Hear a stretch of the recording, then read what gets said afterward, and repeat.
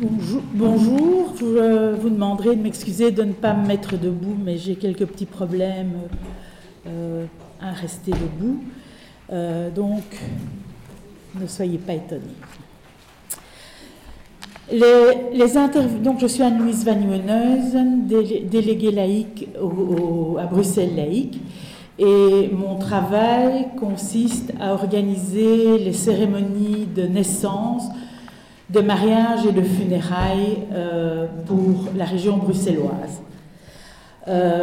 Comme les associations morales laïques font généralement les naissances et les mariages, qui sont évidemment beaucoup plus rigolos, eh bien, je fais essentiellement des cérémonies de funérailles. Les intervenants qui m'ont précédé ont mis en évidence l'importance des cérémonies et des rituels autour de la mort, la manière dont ils nourrissent notre spiritualité. Mon travail consiste donc à accompagner les laïcs, et d'autres aussi à l'occasion, qui souhaitent célébrer les rites de passage. Personnellement, le rite de passage qui me semble le plus intéressant est le rituel, ce sont les cérémonies funèbres.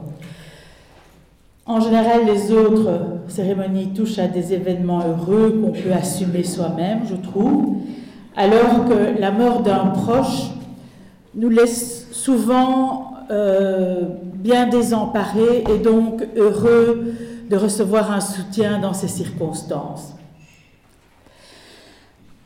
La présentation qui va suivre est le résultat d'une pratique, d'une expérience acquise sur le terrain et des rencontres avec les familles endeuillées. Elle a donc pour but de vous montrer ce qui caractérise la méthode mise en place pour créer le rituel avec les familles et les proches du mort. Et mon fil conducteur sera la mise en pratique des valeurs laïques. Alors, le CAL, donc le Centre d'action laïque, a fait une petite circulaire que je vous livre en partie. La spécificité des cérémonies laïques réside dans la manière de n'imposer aucun rituel prédéterminé, sinon d'accompagner les personnes dans l'élaboration de leur propre rituel. Cette formule nécessite la mise en pratique de valeurs laïques telles que l'ouverture à l'autre, le respect de l'autre dans sa différence, la bienveillance, le sens de l'écoute. Quel que soit le type de cérémonie, les principes sont toujours les mêmes. La famille est au centre de la cérémonie et notre rôle consiste à l'aider pour que la cérémonie corresponde au mieux à ses attentes. Nous allons donc créer ensemble un espace de rencontre en dehors de toute considération religieuse où chacun aura sa place, son mot à dire, pourra à sa manière exprimer ce qu'il souhaite et où chacun fera l'effort de respecter l'autre, de l'entendre et de lui apporter son soutien s'il le peut. Une règle prévaudra, le respect de l'autre dans sa différence, ses limites, ses convictions. Tout peut être dit, mais il y a la manière de le dire. Voilà comment je pourrais expliquer, lors de ma première rencontre avec les familles endeuillées, sur quoi se construit une cérémonie funèbre laïque. C'est une formulation appliquée, bien entendu, à chaque qui change un petit peu suivant les circonstances. Et il faut toujours trouver les mots justes, si possible, pour accompagner les proches du défunt. Le temps qui m'est imparti pour réaliser la cérémonie funèbre est généralement très court, 2 ou 3 jours, parfois un peu plus. Il faut donc prendre contact rapidement avec la famille à qui j'explique déjà par téléphone le déroulement classique d'une cérémonie. Cela permet déjà à la famille de réfléchir avant mon arrivée, de se disputer un petit peu tant que je ne suis pas là. La plupart du temps, les cérémonies se font au crématorium ou dans un funérarium. Il y a très peu d'inhumation et bien souvent, la cérémonie, quand c'est une inhumation, la cérémonie se fait dans un funérarium. Alors, j'arrive chez les gens, on est réunis autour d'une table, on me propose une tasse de café, des petits biscuits. Ça permet aux gens d'avoir le sentiment encore de maîtriser la situation. Et j'invite très rapidement les personnes à la concentration. Je propose qu'on ferme nos GSM, comme ici. Doucement, je lance quelques questions et puis je laisse parler. Par exemple, la famille va parler du suicide d'un jeune, d'une maladie longue ou encore d'une mort inopinée et je les laisse parler. Tout le monde en a besoin. Je note ce qui me semble important. Surtout, ne pas juger et ne pas être intrusif. Écouter ce que chacun a à dire, comme il peut, avec ses mots, ses limites. Et respecter les silences. Lentement, un lien se crée entre nous. La confiance, la complicité, la confidence s'installent. Les barrières tombent, les masques aussi. C'est un temps vraiment suspendu dans le temps.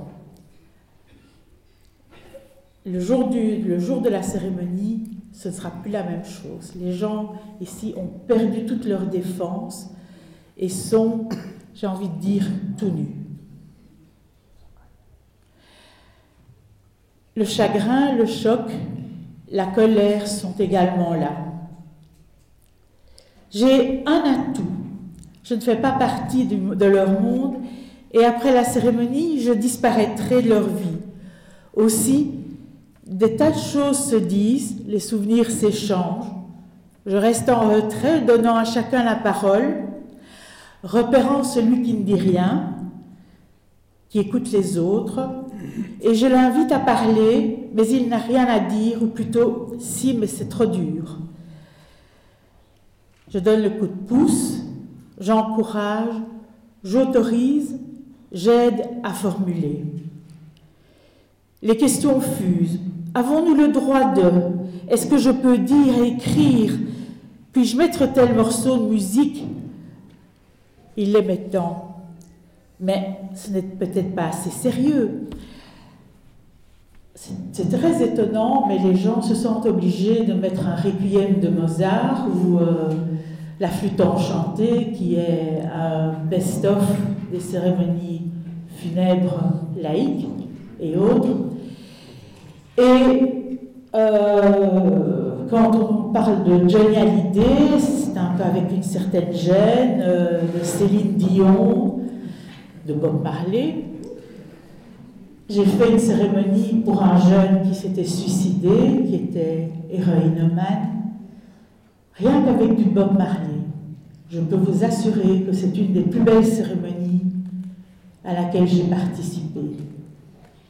Les gens se reconnaissaient. Les souvenirs remontent à la surface. À un moment, le silence est pesant. Chacun est dans sa solitude, dans sa tristesse. Écoute attentive et disponibilité sont les maîtres mots.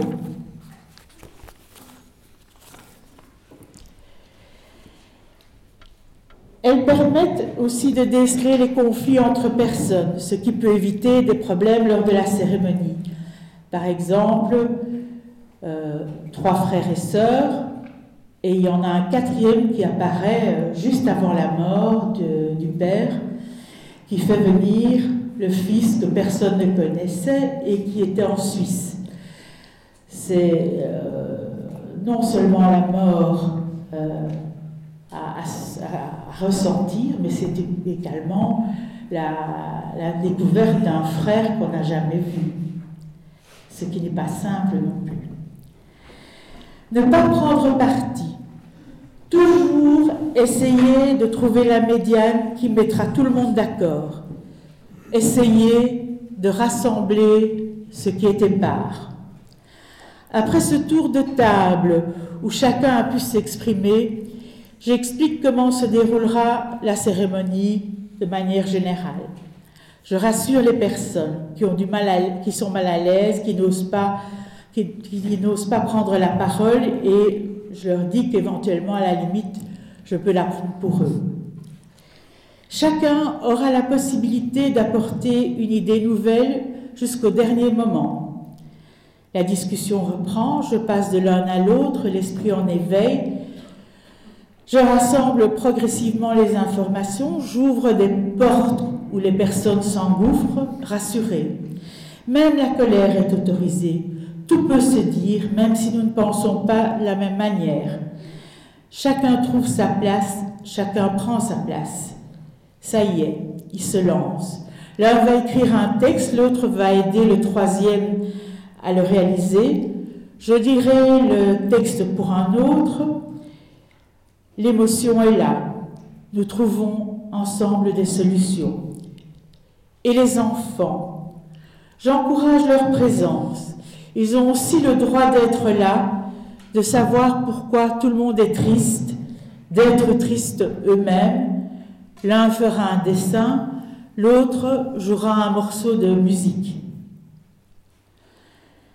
Le cercueil, est-ce qu'il part ou est-ce qu'il reste? Vous savez, dans un funérarium, dans certains crématoires, vous avez le cercueil qui part derrière deux petites portes, ou bien alors il reste dans la salle. Il faut décider. Alors, il y en a qui disent « Oui, moi, je n'ai pas envie de voir les flammes ». Il n'y a jamais eu de flammes derrière les portes, mais ils en sont convaincus. « Mais vous n'étiez pas encore né, moi, je l'ai vu. » Mais en fait, ils n'ont rien vu du tout, c'est leur esprit qui a travaillé. Alors, ils se mettent finalement d'accord, il y a un compromis. Disons que je donne la possibilité aux plus proches de décider, parce qu'il y a un moment où il faut bien décider. Alors, les uns vont vouloir toucher le cercueil, les autres vont vouloir jeter des pétales de rose sur le cercueil. C'est tellement doux, c'est tellement important à ce moment-là de sentir quelque chose de doux, de beau. Je trouve que c'est vraiment important de donner cette opportunité. Tout est possible. Je fais la synthèse des propositions. La durée de la cérémonie a été décidée auparavant parce que au crématorium, les cérémonies se suivent et on ne peut pas dépasser le temps qui nous est imparti. J'introduirai la cérémonie et je la clôturerai.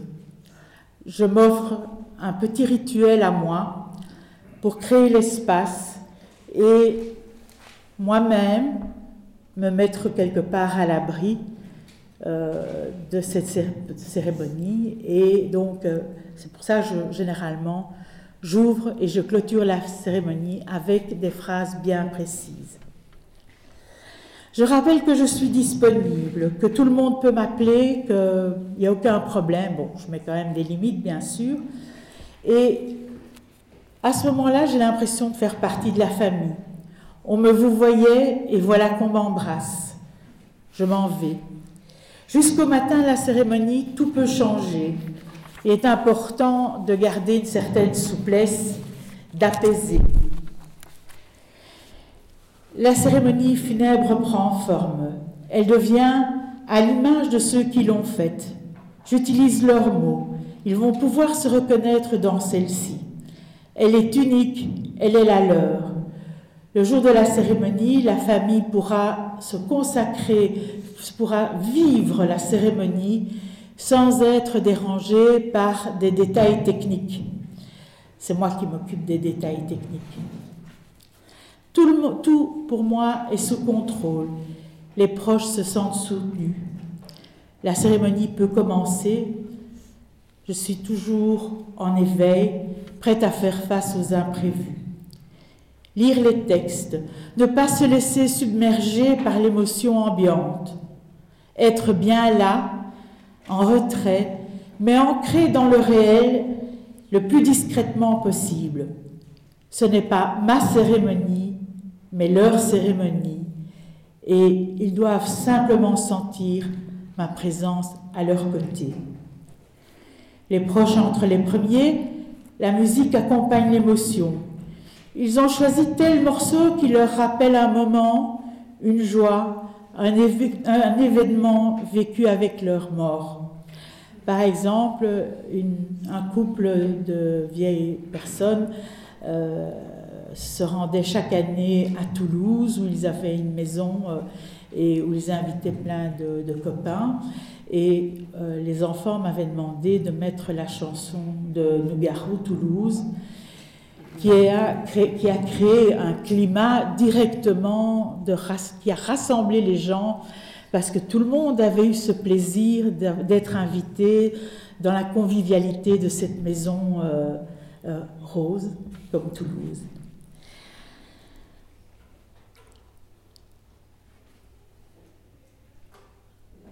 Je dresse le portrait du mort à partir d'éléments que m'ont fournis ses proches. Je passe la parole à ceux qui veulent la prendre. L'émotion est grande. Je pose ma main sur l'épaule de celui qui parle. Il se calme et reprend son texte. Ouf, c'est fait, il va s'asseoir, se détend.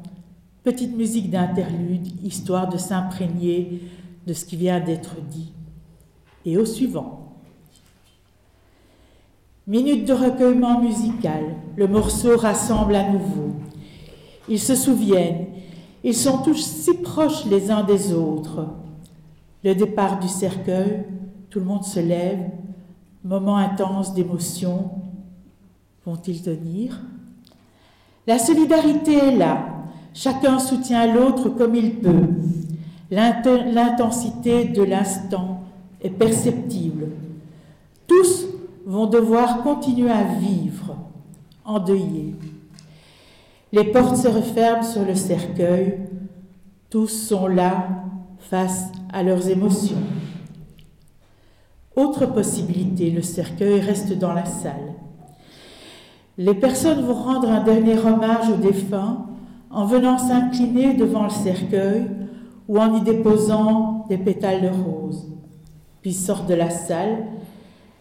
La salle va retrouver son côté impersonnel, froid. L'entrepreneur de pompes funèbres invite les proches à recevoir les condoléances. Tout le monde suit. Chacun retrouve peu à peu une contenance, une façade. Je ferme la marche, salue après tout le monde la famille. Ils m'embrassent. Ils sont heureux malgré leur tristesse. Ils ont pu vivre un moment marqué d'une pierre blanche dans leur vie. Un passage obligé, ils l'ont parcouru ensemble.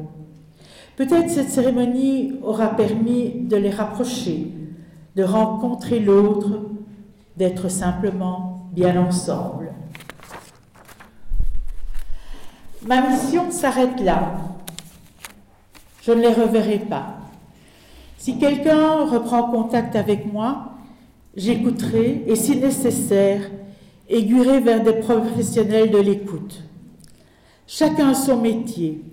Là encore, rester professionnel, ne pas porter leur deuil, ne pas les porter, ne pas s'immiscer dans l'intimité de la famille, ne pas s'investir plus qu'on est capable de le faire. Ce travail est avant tout un travail de relations humaines où chacun amène son expérience de vie et ses acquis professionnels. Peut-être qu'une bonne santé mentale est nécessaire, une formation en tout cas à l'écoute, ciblée dans le domaine de la mort, une bonne connaissance de ses limites, une remise en question, une évaluation régulière de son travail, ainsi qu'une supervision sont les garants d'une qualité de ce travail. Faut-il avoir perdu un proche pour comprendre la douleur d'une personne endeuillée? Je ne le crois pas. Mais une réflexion sur la mort, sur sa propre mort, s'impose. Le temps que je peux consacrer aux personnes n'est pas compté. Il n'est pas lié à une notion de rentabilité financière. C'est un avantage pour moi, je reconnais. Je suis rémunérée par Bruxelles Laïque pour donner mon temps aux personnes endeuillées. Je le prends et je le mets à la disposition des gens aussi longtemps que nécessaire. La réalisation des cérémonies funèbres est gratuite. Il s'agit d'une aide de la laïcité à la population. Je l'explique également à la famille qui s'en étonne. C'est tellement rare, le curé, lui, peu importe, une part de vos impôts sert à nous donner les subsides du ministère de la Justice. Ce service est donc un juste retour vers vous. J'essaie de pratiquer l'empathie. La tâche n'est pas aisée, mais chaque fois, la rencontre éphémère avec ces humains participe à me faire grandir. Mon regard sur le monde en est enrichi. En conclusion, quels sont les éléments dans ce travail qui permettent de dire qu'il s'agit de cérémonies funèbres laïques? Nous respectons le contenu des textes, le choix des musiques choisies par les personnes. Nous les accompagnons, nous les guidons dans un moment difficile afin qu'ils soient au centre de la cérémonie, qu'ils créent eux-mêmes. Les personnes apportent donc elles-mêmes tous les éléments de la cérémonie funèbre qui sont porteurs de leur émotion. Ainsi, chacun peut vraiment se les approprier. Chaque homme, chaque femme aura pu s'exprimer en toute liberté, sans jugement, en respectant les différences entre tous, avec bienveillance et avec respect. La famille sera fidèle à la mémoire de la personne défunte, ce qui n'empêchera pas chaque individu de s'ouvrir aux autres, d'exprimer son ressenti, et d'être responsable. Un beau lapsus. C'est fort, hein? J'en parlerai à mon superviseur. Donc, d'exprimer son ressenti et d'être responsable du discours qu'il écrira. Je parle de responsabilité. Discours qui lui permettra peut-être de prendre conscience qu'il faudra de toute façon aborder ce deuil et tenter de le faire participer à sa propre construction. Je ne sais pas si j'ai encore le temps, éventuellement, de lire un petit texte. 2 minutes. Je voudrais vous lire un texte, donc j'invite les personnes à écrire leur texte eux-mêmes, et souvent ils disent « Oh, je ne serais pas capable ». Et puis, voilà ce qu'ils arrivent à faire en moins de 3 jours. Il s'agit d'une lettre d'une arrière-petite-fille à son arrière-grand-mère, arrière-petite-fille de 15 ans quand même. Hein. J'ai peu de temps pour exprimer ce que nous ressentons et te révéler l'ampleur de ton importance pour nous.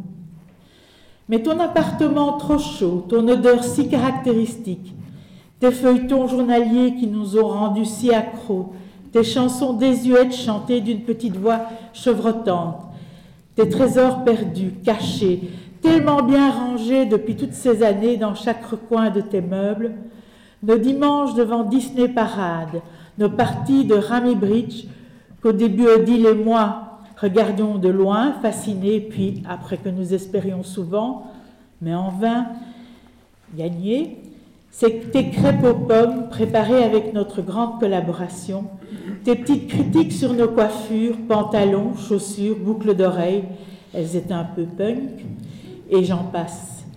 Tandis que Odile et moi échangeons des regards agacés et complices, ton rituel en fin de visite vers ton portefeuille, les heures parfois longues à contempler tous tes albums de photos, Et bien sûr, toutes leurs innombrables anecdotes, les parties de backgammon, tes expressions bruxelloises, mais aussi les câlins devant Alerte à Malibu, où on te palpait le cou et les bras jusqu'à ce que tu en aies marre. Les Noëls avec cet éternel et même petit sapin artificiel, et encore bien plus, la liste est infinie.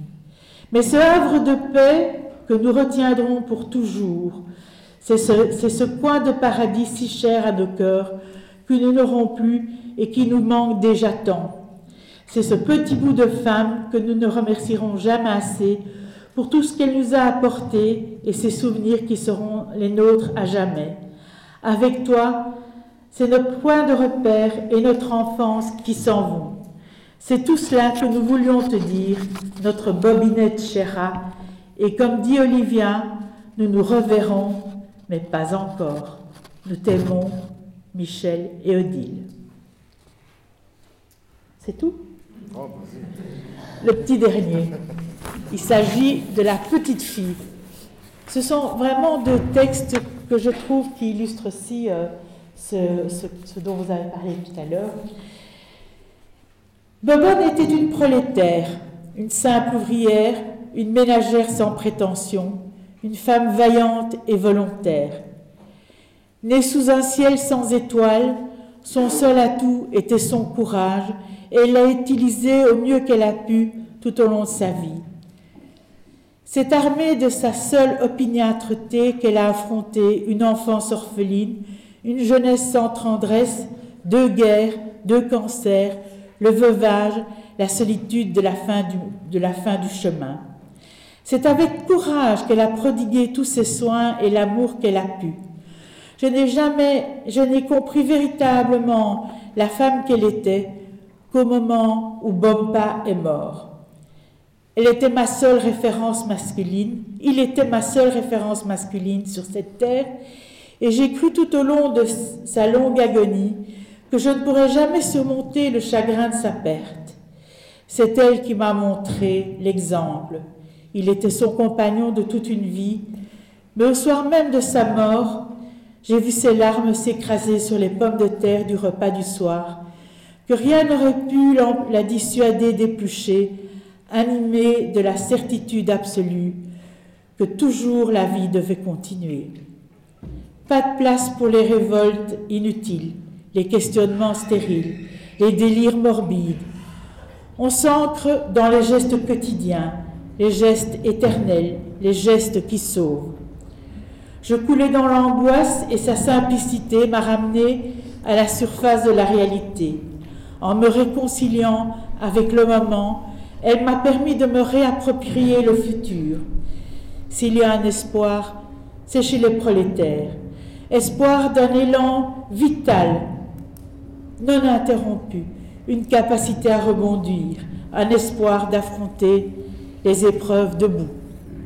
À 26 ans, je me suis promise d'emprunter moi aussi cette route simple et si compliquée à la fois, celle qu'elle avait balisée pour moi, la route du courage. J'espère ne jamais la trahir en cultivant cette qualité tout au long de ma vie et ainsi perpétuer un peu d'elle. Martine.